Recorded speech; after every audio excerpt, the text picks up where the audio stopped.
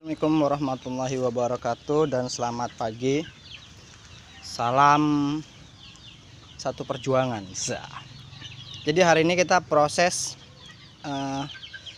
pewadahan kasgot itu ke goni. Nanti kita masukkan goni. Ini goninya. Goninya kita cuman goni-goni bekas, cari samping rumah, tetangga gitu ya, supaya ngirit. Memang nggak terlalu banyak goninya, cuman cukup lah kalau untuk kasgot aja untuk dijual gitu kan.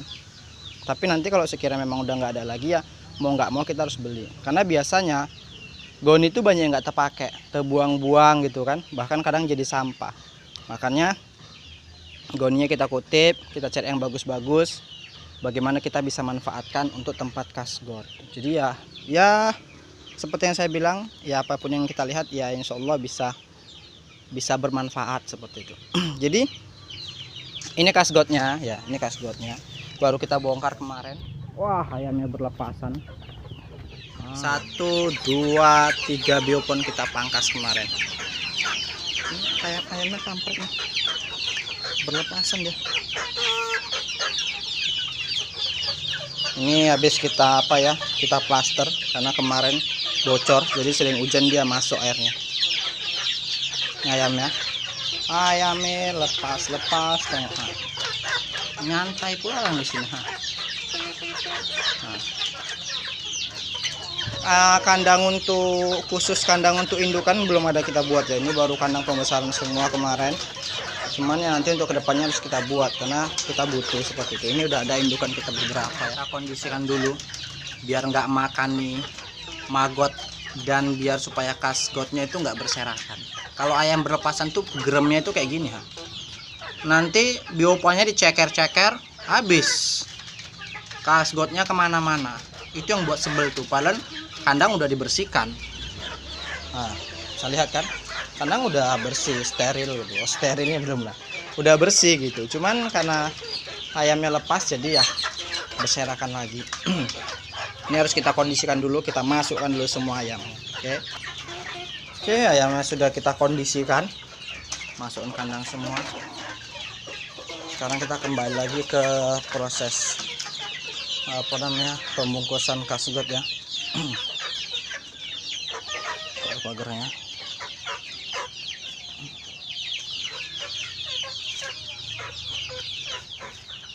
Jadi untuk pembungkusan kasgot ya, sebelum kita jual itu ada beberapa yang harus kita perhatikan. Karena kalau ini nggak kita perhatikan nanti bisa berbahaya untuk dagangan kita seperti itu. Yang pertama, pastikan kasgotnya nih. Pertama kasgotnya pastikan itu nggak ada guramnya dulu. Ya. Karena kalau ada guramnya nanti buat pemakainya ya, customernya itu ketika mereka gunakan ke bunga itu bunganya nanti dimakani guram. Atau guramnya bernaikkan ke bunga, makannya akarnya seperti itu, sehingga bunganya mati. Nah seperti itu. Jadi itu pertama kali kita pastikan. Kalau guramnya sudah nggak ada, yang kedua yaitu maggot nih, magotnya ini juga harus kita pilihin. Karena kalau nggak kita pilihin, nanti ada beberapa konsumen itu mereka yang memang takut sama ulat atau jijik atau mungkin geli lah lihat ulat seperti itu. Jadi ketika nanti dapat konsumen yang geli sama ulat gitu kan, kalau nggak kita bersihkan ini, nanti mereka nggak mau beli lagi. Selain nggak mau beli lagi, bahkan mungkin kasgotnya nggak dipergunakan. Akhirnya mereka kecewa, hilang satu pelanggan. Itu yang pertama. Yang kedua, kenapa harus kita pilihin? Ini menghindari nanti masuknya semut. Karena kalau ini nggak kita pilihin, nanti kita letak di depan itu kan beberapa hari ya untuk sampai laku penjualannya seperti itu. Nanti ada semut, nanti semut masuk itu makanin ulat, makanin ulatnya, sehingga nanti kasgot kita bersemut. Kalau kasgot kita bersemut, nanti ketika dibeli sama orang, dibuka dalamnya banyak semutnya, akhirnya mereka mungkin komplain. Walaupun mungkin mereka nggak langsung datang ke sini minta ganti gitu, cuman dalam hati ya gondok gitu. Ya kan, udah beli awak kayak gini pula gitu, akhirnya kecewa, sehingga hilang konsumen. Itu baru 1 orang. Nanti kalau dia cerita sama orang, udah berapa konsumen? Nanti orang cerita sama orang, oh panjang. Akhirnya kasgot kita atau kompos kita akhirnya nggak laku. Karena cerita dari mulut ke mulut, mulut ke mulut. Jadi apa ya? Dari mulut ke mulut itu bisa mendatangkan keuntungan sama kita, tapi juga bisa mendatangkan kerugian. Datangkan keuntungan ketika mereka puas dengan kasgot kita, dengan kompos kita. Akhirnya mereka akan cerita dengan teman-teman yang lain. Ngapain beli sana jauh-jauh, situ lo ada, situ ada, itu bagus gini seperti itu.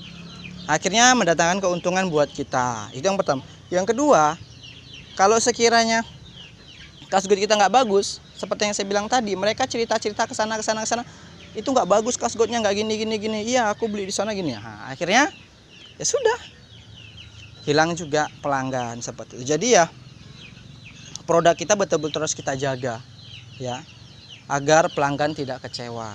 Kembalikan ke diri kita, ketika kita beli sesuatu barang walaupun nilainya nggak mahal gitu, tapi tidak sesuai sama faktanya, itu akan menimbulkan kekecewaan sama diri kita dan mungkin akan menimbulkan jerah dan mungkin nggak mau. Dan ini kondisi kasgot kita ya. Nih kita tunjukkan langsung nih, dianya ya betul-betul apa ya, udah gembur. Ini nggak basah juga nggak terlalu kering, jadi yang sedang-sedang saja ya.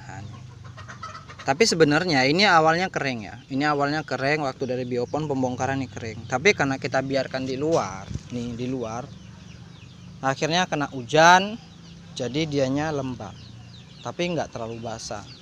Nah, karena kita masukkan dalam goni, jadi air hujan tuh nggak langsung masuk semuanya gitu, mungkin hanya beberapa yang masuk sehingga kondisi kompos kita ini lembab seperti itu. Jadi ulatnya kita pilihin dulu ya, ini magotnya kita pilihin, setelah itu baru kita bungkus.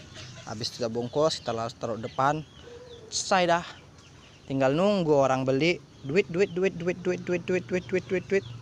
seterusnya ya duit, seterusnya ya duit. Oke, assalamualaikum warahmatullahi wabarakatuh.